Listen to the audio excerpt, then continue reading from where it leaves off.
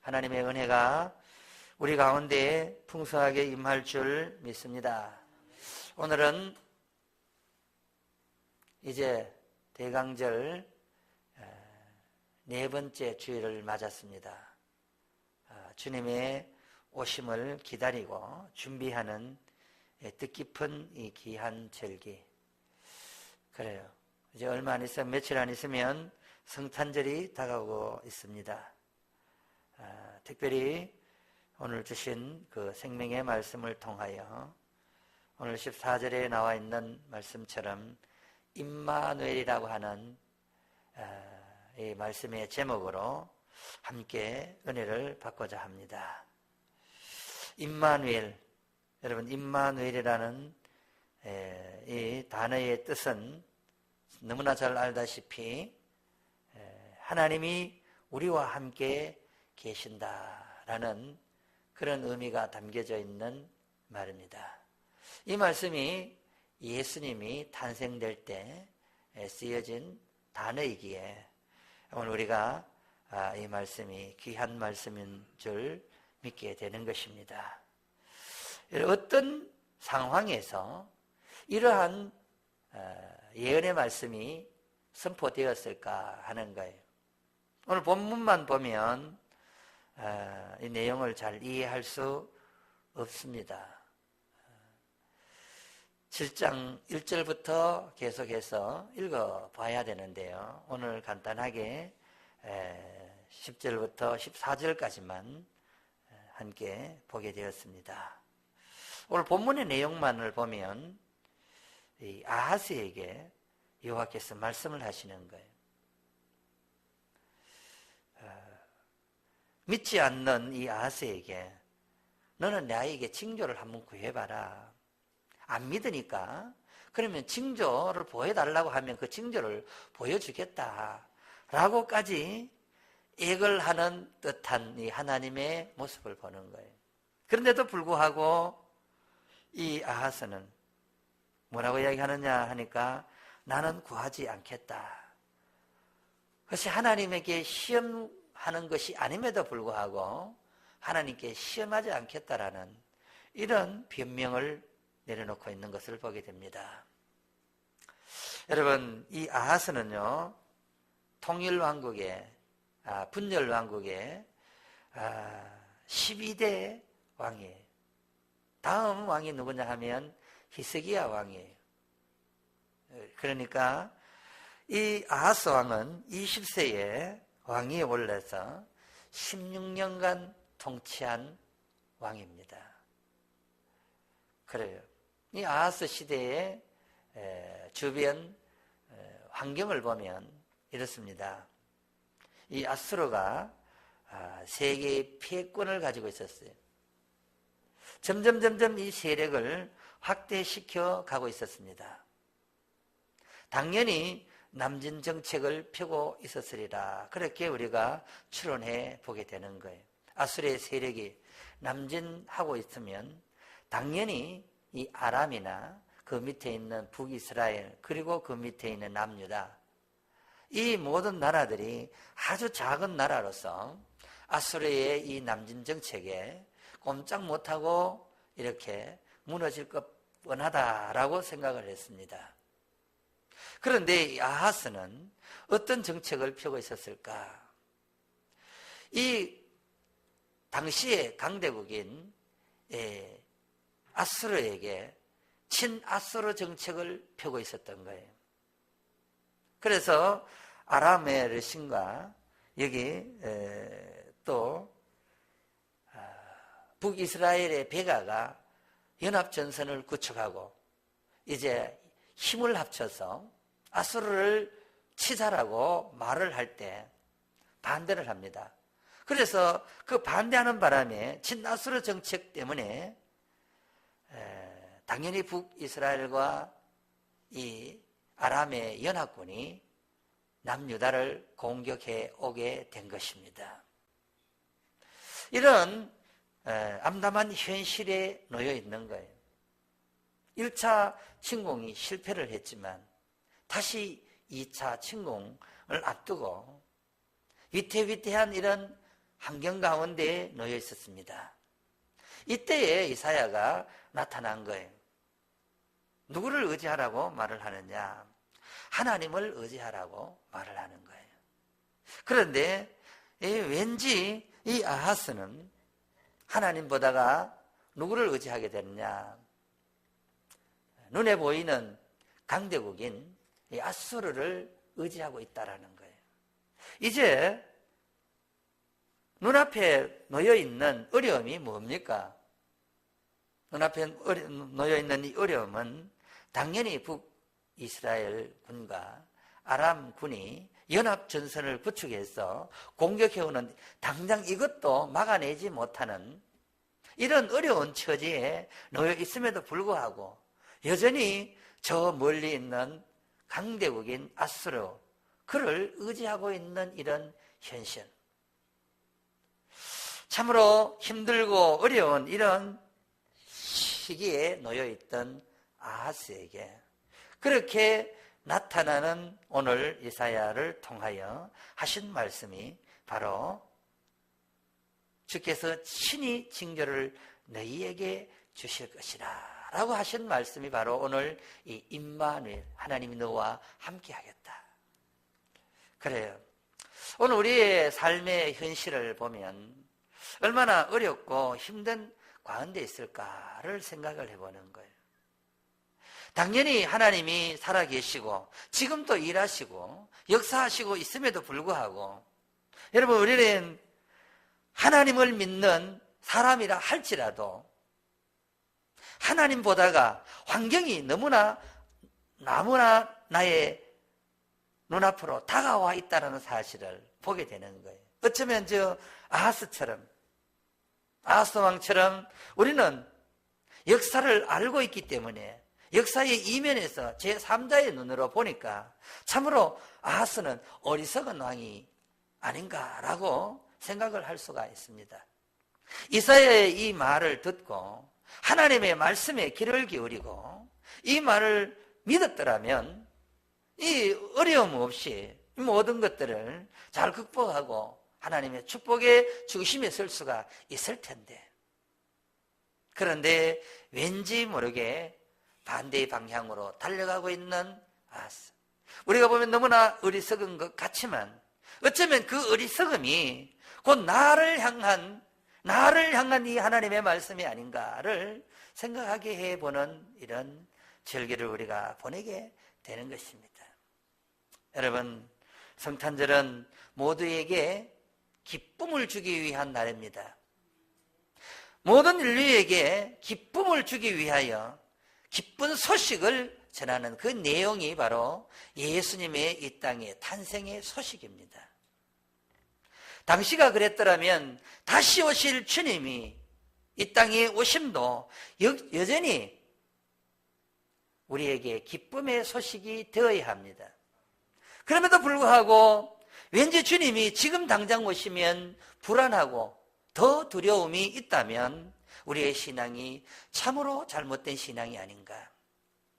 이 아하스의 어리석음을 우리는 보면서 왜 저렇게 어리석게 살아가고 있는가 라고 말하지 못하는 이런 우리의 안타까움이 오늘 저와 여러분의 모습이 아닌가를 깊이 한번 생각해 보게 되는 것입니다. 여러분 앞에 놓여 있는 문제가 하나님보다가 더 크게 보이고 있지는 않습니까? 그렇다면 우리는 여전히 이 임마누엘의 이 하나님이 우리와 함께 할 수 없다라는 이런 안타까움이 저와 여러분의 딜레마가 되는 것입니다. 여러분, 어떠한 문제라도 이 문제가 하나님 앞에 서면 아무것도 아니다라는 이런 강하고 담대한 믿음의 소유자가 될 수 있기를 주님의 이름으로 축복합니다. 여러분, 임마누엘, 하나님이 우리와 함께 한다면 모든 것을 다 극복할 수 있어야 하는 것입니다. 그런데 여전히 하나님이 우리와 함께 하시기를 원하심에도 불구하고 우리는 왠지 하나님보다가 세상이 더 좋아 보이는 것입니다. 세상이 조금 천국으로 보여지는 거예요. 천국은 저 멀리 있고 세상은 너무 가까이 와 있다라는 것. 그렇습니다. 목사님, 지금 현실이 얼마나 어렵고 얼마나 경제가 어렵습니까? 취직하기도 힘들고 주일 지키는 게 그렇게 호락호락한 것이 아닙니다. 여러분, 현실과 한번 타협하기 시작하면, 여러분, 죄와 한번 타협하기 시작하면 이 틈을 타고 사단은 집요하게 지속적으로 계속해서 공격해 온다는 사실입니다. 우리가 한번 환경 앞에 타협하고 무너지기 시작하면 걷잡을 수가 없다는 것을 우리는 기억해야 합니다. 임마누엘, 하나님이 우리와 함께 하시면 우리가 모든 것을 할 수 있다는 이런 믿음의 결단과 각오를 가지지 않으면, 이렇게 새로운 변화를 가지고 있지 않으면, 타성에 젖어 있거나 변화를 신하는 나의 이런 습관을 가지고 있다면 우리는 아무것도 할 수 없다는 사실을 믿어야 하는 것입니다. 환경을 보면 넘어집니다. 사람을 보면 넘어집니다. 사람을 의지하지 마시기 바랍니다. 환경 앞에 주저앉지 마시기 바랍니다. 그것은 이미 신앙이 아닙니다. 신앙은 무엇입니까? 환경을 뛰어넘어야 하는 거예요. 현실을 뛰어넘어야 돼요. 그게 신앙입니다. 신앙은 환경도 보고 하나님도 보고, 그게 신앙이 아닙니다. 하나님 우리와 함께 한다는 사실을 믿는다면, 그러면 환경 앞에 무너지지 않습니다. 사람의 소리에 귀 기울이지 않습니다. 사람의 소리를 무시하라는 게 아니에요. 사람과의 관계를 깨라는 말이 아닙니다. 사람이 우선이냐, 사람의 소리가 우선이냐, 사람의 관계가 우선이냐, 그걸 지금 이야기하는 거예요. 친구도 필요합니다. 대인관계가 필요합니다. 사회생활이 필요합니다. 그러나 중요한 것이 무엇입니까? 그 가운데 하나님의 일이 우선이냐, 사람의 일이 우선이냐, 하나님의 말씀이 우선이냐, 사람의 소리가 우선이냐, 그걸 지금 우리에게 요구하고 있는 거예요. 여러분, 환경은, 아하스 앞에 놓여있던 이 환경은 너무나도 실패할 수밖에 없고 좌절할 수밖에 없고 낭망할 수밖에 없는 이런 환경, 그런 가운데에 나타나서 하나님이 너와 함께 하겠다라고 말을 함에도 불구하고 이 하나님이 자기의 하나님이 되지 못하는 이런 안타까움이 있다는 사실. 하나님이 여러분 마음속에 여전히 들어가기를 원하고 여러분의 마음 문을 열고 하나님을 맞이하기를 그렇게 원하고 있음에도 불구하고 우리는 여전히 하나님 조금 있다 오시기를 바랍니다. 지금은 내가 너무나 바쁩니다. 지금은 내가 대인관계가 너무나 바쁩니다. 돈 벌어야 지금 살아야 되니까 너무나 바쁘니까 조금 있다가 오시면 좋겠습니다. 어쩌면 하나님이 우리 가까이 와서 우리에게 마음문을 열기를 원하고 내가 들어가기를 원하고 함께 하기를 원하고 그렇게 함에도 불구하고 우리는 여전히 마음문을 닫고 어쩌면 하나님을 밀어내고 있는 이런 안타까움이 있는 것은 아닐까요? 하나님, 내 마음이 오는 것보다는 그냥 내 옆에 있다가 내가 어려울 때만 한 번씩 도와주면 좋겠습니다. 마치 내가 필요할 때만 써먹을 수 있는 그 하나님. 여러분, 그것은 주인이 누구인가를 극명하게 보여주는 내용입니다. 그것은 여전히 하나님이 주인이 아닙니다. 주님께서 주인이 되어지는 게 아니라 자기가 여전히 주인의 자리에 있다는 것. 예수님이 내 마음의 중심에 주인으로 있다면 마음 문을 열고 주님을 모셔드려야 하는 거예요. 그런데 우리는 그게 아니라 예수님 내 옆에 계시다가 내가 어려울 때만, 내가 구호 신청만 할 때만, 그때만 도와주면 됩니다. 지금은 내가 잘할 수 있습니다. 하나님은 그게 아니에요. 너 주인의 자리에 내가 앉기를 원한다. 지금도 마음의 문을 두드리고 나는 너와 함께 하고 싶다. 임마누엘 하나님, 내가 너와 함께 하기를 그렇게 원함에도 불구하고 여러분, 여전히 우리는 하나님, 내가 지금 살기가 너무 바빠요. 너무 힘들어요. 수고하고 무거운 짐진 자들아 다 내게로 오라. 내가 너희 모든 무거운 짐을 대신 져주리라. 그 말이 믿어지지가 않는 거예요. 주님, 아직까지 내가 힘이 있을 때, 내가 아직까지 능력이 있을 때, 그때는, 지금은 내가 아직은 한번 해볼 만합니다. 아직은 주님이 필요하지 않습니다. 내가 하다가 도저히 안 되면 그때 한번 부를게요. 이렇게 말은 할지 않을지 모르지만 그 내용을 면면히 들여다보면 이런 모습에 우리의 이런 말도 안 되는 신앙의 가치관을 가지고 하나님의 마음을 얼마나 아프게 할까? 그래요. 강대국을 바라보면, 문제의 큰만 바라보면 우리는 아무것도 할 수 없는 그런 우리의 나약한 모습인 것을 알게 되는 것입니다. 1945년 8월 6일 오전 8시 15분경 일본 히로시마의 원자폭탄이 투하될 때 미국의 트루먼 대통령은 전남 아우구스타에서 점심식사를 하고 있었습니다. 이때 백악관에서 프랭클린 그레이엄 참모가 찾아왔습니다. 자네가 무슨 일인가? 대통령이 묻습니다. 각하, 8월 6일 워싱턴 시각으로 오후 7시 15분 히로시마에 원자폭탄을 투하했습니다. 이 이야기를 듣던 중 이 트루먼 대통령은 식사를 멈추고 한참 동안 아무 말을 하지 않다가 그레이엄 대령, 그것은 인류 역사상 가장 위대한 사건이 될 것일세. 그런 원자폭탄이 투하가 인류의 역사에 가장 큰 사건이 될 것이라고 말을 했습니다.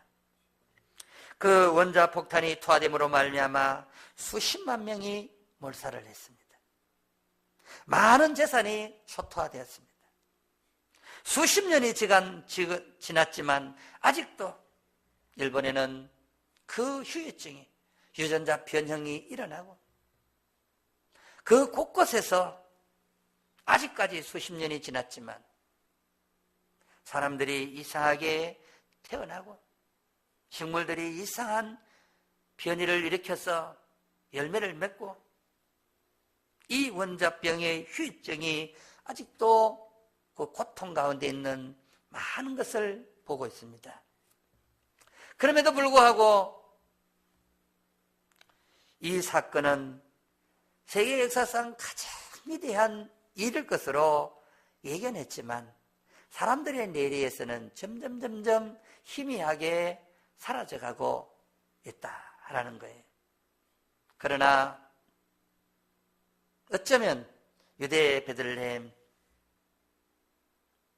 아주 작지만 아주 미미했지만 인류 역사의 가장 큰 전환점을 가져왔던 인류 최대의 사건, 모든 인간이 죄에 빠져 빛을 잃고 소망이 없던 인류에게 여전히 우리에게 큰 빛으로 다가오고 있는 그분이 있었습니다. 임마누엘, 예수님이십니다. 그렇습니다. 이렇게 큰 빛으로 우리에게 다가왔지만 그 빛이 여전히 나와 소연하다면, 나와 아무 관계가 없다면 그보다가 더 불쌍한 인생이 어디에 있겠는가? 하나님은 지금도 우리 가운데 거하시기를 원하십니다. 만문을 여십시오. 그리고 그 주님을 나의 주인으로 모셔드릴 수 있기를 바랍니다. 하나님은 우리와 함께 하시길 원하십니다. 임마누엘, 하나님은 지금도 우리와 함께 하시길 원하십니다. 여러분, 누구든지 만문을 열고 주인으로 모셔드리기만 하면 됩니다. 그러면 끝나는 거예요. 그 인생이 변화되는 거예요. 그 주님을 주인의 자리에 다시 모셔드릴 수 있기를 주님의 이름으로 축복합니다. 여러분, 여러분에게 닥치는 모든 문제, 주인이 여러분이 아니기 때문에 주님을 모시고 드리면은 이제 그 모든 문제는 하나님이 해결해 주십니다. 그 믿음을 가지는 거예요. 방치하는 게 아니에요. 묵인하는 것이 아닙니다. 이것은 문제를 묵인하거나 방치하는 것이 아니라 그 문제를 내 인생에, 내 삶의 참 주인이신 그 주님께 맡겨드리는 거예요. 이 문제를 방치한다고 해결되는 게 아니에요. 무시한다고 해결되는 게 아니라 참 내 인생의 주인이신 그분에게 맡겨드릴 때 이게 해결되는 것입니다. 여러분, 주님을 참 믿음으로 모셔드릴 수 있기를 주님의 이름으로 축복합니다. 누구든지 예수님을 큰 빛으로 오신 그 예수님을 주인으로 모셔드리기만 하면 누구든지 하나님이 함께 하셨어요. 여러분 인생에 오는 모든 문제를 다 해결해 줄 것입니다. 경제적으로도 어렵습니다. 그래서 젊은이들이 시험 쳤다 그러면, 국가고시에 시험을 쳤다 그러면 최소 몇십 대 1이에요. 이런 정말 너무너무 암담한 현실. 그런 가운데도 하나님을 의지하고 하나님을 믿으면 하나님께서 선한 길로 분명히 인도해 가실 것입니다. 그것이 살아있는 믿음이에요. 여러분, 다니엘 세 친구는 나라를 잃어버렸습니다. 어린 나이입니다. 그런 가운데도 뜻을 정하고 하나님을 믿는 것을 포기하지 않습니다. 그래서 그들은 그런 가운데에서도 결코 우상의 제물을 먹거나 우상 앞에 절하거나, 여러분 사자굴 속에 들어가야 될 위기가 옵니다. 그리고 7배나 더하는 이 풀무불 속에 들어가야 할 위기 앞에 놓여 있어도 눈 하나 깜짝하지 않습니다. 그런 자에게 하나님은 함께 하신다는 사실. 그렇습니다. 적당히 신앙생활을 하는 것, 그것은 이미 실패하겠다라는 의미일 거예요. 이왕이면 바짝 붙어야 합니다. 멀찍이 간 베드로가 실패한 것을 우리는 너무나 잘 압니다. 이왕 신앙생활을 하는 것, 하나님께 바짝 붙어야 됩니다. 느슨하게 가는 것, 이미 그는 아무것도 할 수가 없어요. 군인이 워카를 신고 행군해야 되는데 이 워카가 거추장스럽다고 신발끈을 느슨하게 하면 십리길 오리도 못 가서 발이 부르털고 그 걸음은 주저앉고 말 것입니다. 신앙은 그렇습니다. 바짝 끈을 졸아매고 그렇게 바짝 붙어 있을 때 승리할 수가 있는 거예요. 우리의 신앙이 그런 신앙이어야 합니다. 이 마지막 때에 우리의 신앙이, 주님의 재림을 기다려야 하는 우리의 신앙이 그런 신앙이어야 합니다. 하나님이 함께 하시면 여러분 할 수 있습니다. 하나님이 여러분과 함께 하시기를 지금도 원하시고 있습니다. 그 하나님을 끝까지 신뢰하고 어떤 경우라도 좌절하거나 낭망하지 마시고 하나님이 나와 함께 하신다는 것 사실, 내가 너와 함께 하노라, 강하고 담대하라. 여러분 승리는 내 것이 되는 것입니다. 하나님이 함께 하시면 승리는 내 것이 되어지는 것입니다. 이런 암담한 현실 가운데 여러분 믿음을 잃지 아니하고 담대하게 그 믿음 붙잡고 승리하며 나아가는 저와 여러분 될 수 있기를 주님의 이름으로 축복합니다.